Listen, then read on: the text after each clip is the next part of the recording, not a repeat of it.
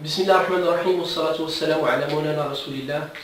Bonjour mes chers élèves dans un nouveau chapitre intitulé Équilibre d'un solide mobile autour d'un axe fixe.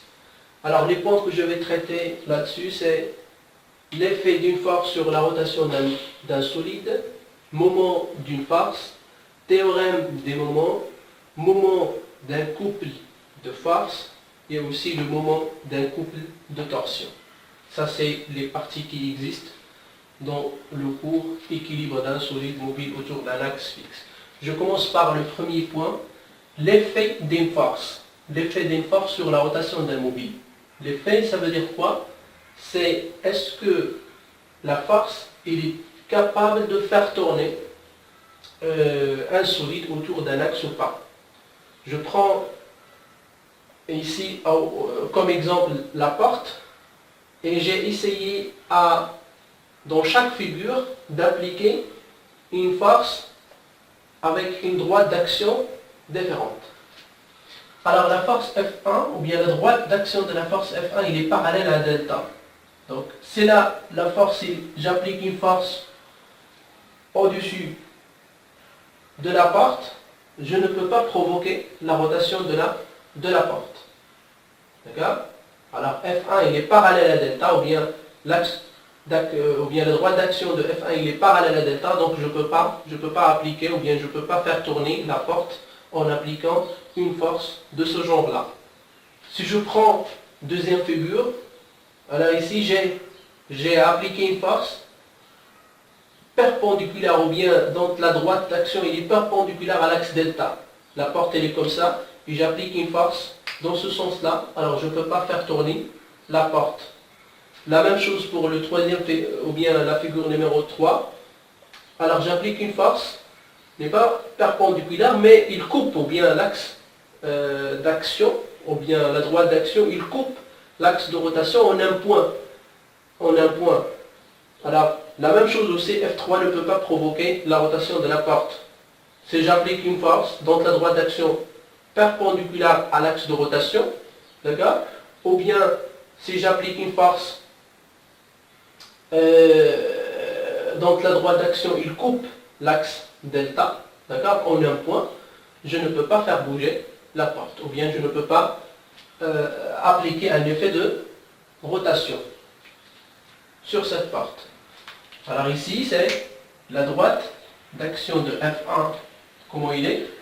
Il est parallèle à l'axe de rotation delta.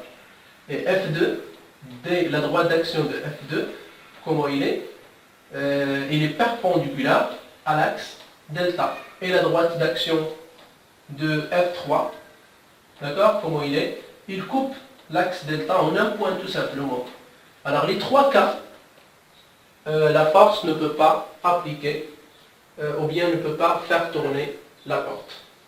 Pour les deux figures 4 et 5, alors si j'applique une force à l'extrémité de la porte, alors ici F4, voilà la porte, et j'applique une force à l'extrémité de la porte, alors je peux faire tourner la porte facilement. D'accord? La même chose ici 5, mais je ne vais pas appliquer la force à l'extrémité de la porte, mais je vais appliquer une force très proche à l'axe de rotation. Voilà, ici c'est l'axe de rotation, et j'applique une force très proche à l'axe de rotation. Dans ce cas-là, je peux faire tourner la porte, mais avec des difficultés. Ça veut dire que je dois appliquer une force plus grande que celle que j'ai appliquée à l'extrémité. Alors ici, j'ai quoi? J'ai F5, et il est supérieur à F4. Alors pour faire tourner la porte, si j'applique une force à l'extrémité, alors je peux faire tourner la porte facilement, d'accord? Mais si j'applique une force dans le point d'application très proche à l'axe de rotation, je dois appliquer une force très forte pour faire tourner la porte. Alors, je généralise tout simplement que, comme conclusion, on peut déduire que seule une force, donc la droite d'action, n'est pas parallèle, comme le cas de F1, à l'axe delta, et qu'il ne le rencontre pas, ou bien il ne le coupe pas en un point, que ce soit pour F2 et F3, vous voyez F2 et F3, les deux droites d'action, ils rencontrent ou bien ils coupent l'axe de rotation, alors seule la force, donc la droite d'action, n'est pas parallèle et ne rencontre pas l'axe de rotation delta, a un effet sur la rotation d'un corps. Ça veut dire pour qu'une force applique un effet de rotation sur la porte, et il faut que cette dernière a une droite d'action qui n'est pas parallèle à l'axe de rotation et aussi ne le coupe pas en un point. Voilà. Je passe au deuxième point, moment d'une force. Alors on appelle moment d'une force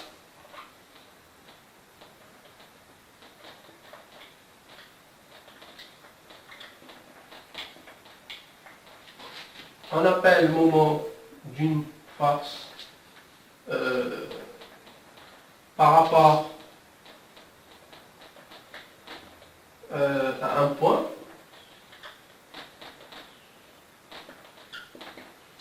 Un point O, par exemple, sa capacité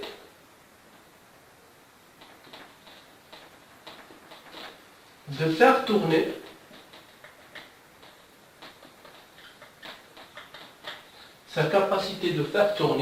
un solide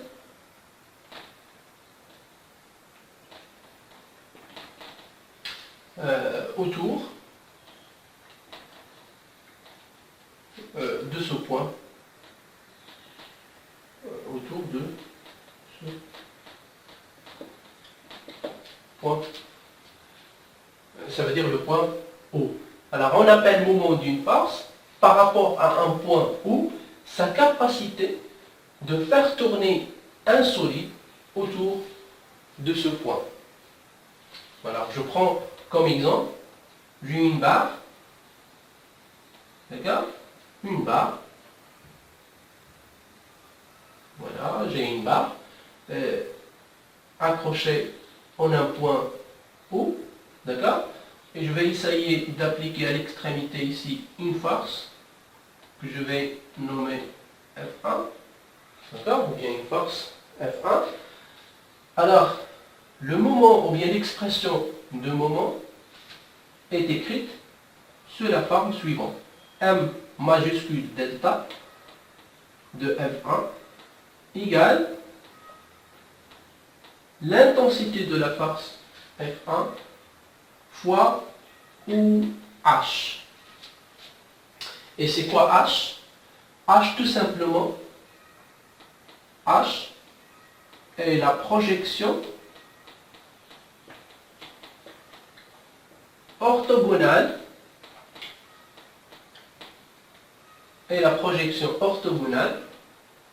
du point O sur la droite d'action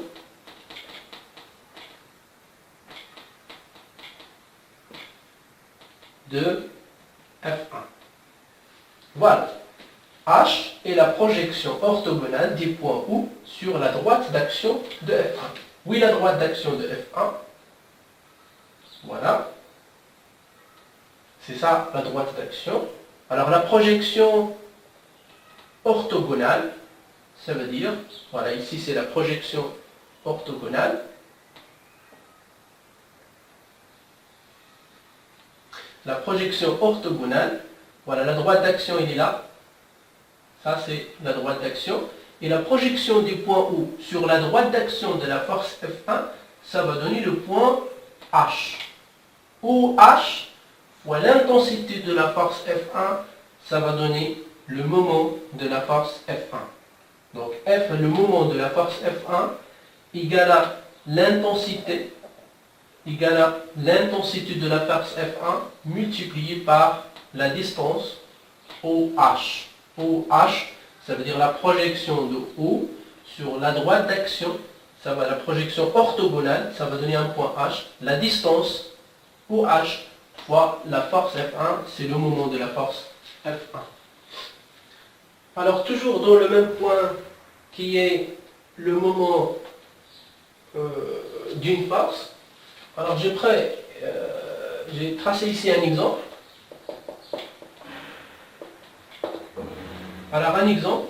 Alors vous voyez que le moment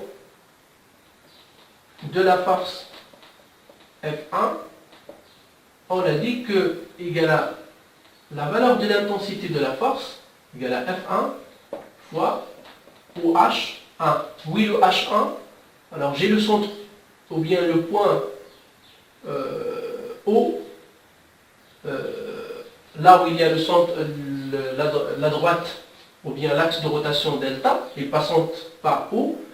Alors le point O, le point H, je fais l'allongement de la droite d'action de F1 et la projection orthogonale de quoi? De O sur la droite d'action de F1, ça va donner le point H1. La distance OH1 fois l'intensité de la force F1, ça va donner le moment de la force F1. Et bien sûr, le moment d'une force, n'oubliez pas que c'est une grandeur algébrique. Que ça veut dire algébrique? Il peut être positif ou bien négatif. Hein? Donc il peut être positif ou bien négatif. Alors je prends un sens arbitraire, d'accord? Alors les forces qui appliquent un effet de rotation dans ce sens-là, ils ont un moment positif. Et les forces qui appliquent un effet de rotation sur l'autre sens, ils ont un moment négatif. Si je prends F1, vous voyez que F1, il applique un effet de rotation dans ce sens-là, d'accord?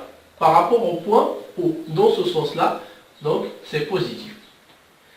Le moment de la force F2 égale à toujours F2 fois OH2. D'abord, oui, le OH2, c'est la projection du point O, d'accord, sur la droite d'action de F2, et ça va donner le point H2. Et bien sûr, est-ce que le moment de F2 il est positif ou bien négatif? Alors vous voyez, c'est F2, il génère un effet dans le sens contraire qu'on a tracé ici. Hein? Donc, le sens positif, il est là, F2, et il génère un effet dans l'autre sens, donc le moment, il est négatif. D'accord? Ici, le moment, il est positif, et ici, le moment, il est négatif. Le moment de la force F3, toujours égal à la valeur de la force, de l'intensité de la force F3, fois OH3. Oui, le H3, je fais la projection du point O sur la droite d'action de F3. D'accord? Alors, la projection du point O sur la droite d'action, ça va donner un point ici. La projection orthogonale du point O sur la droite d'action de F3, ça va donner ici, c'est H3. Et bien sûr, est-ce qu'il est positif ou bien négatif, le moment de la force F3? Donc vous voyez que F3, elle génère un effet pour faire tourner le cercle ou bien le disque dans le sens contraire de sens qu'on a tracé.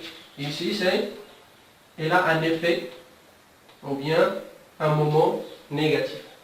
Donc voilà, la force, il génère un effet pour faire tourner le cercle ou bien le disque dans l'autre sens. Négatif, négatif et positif.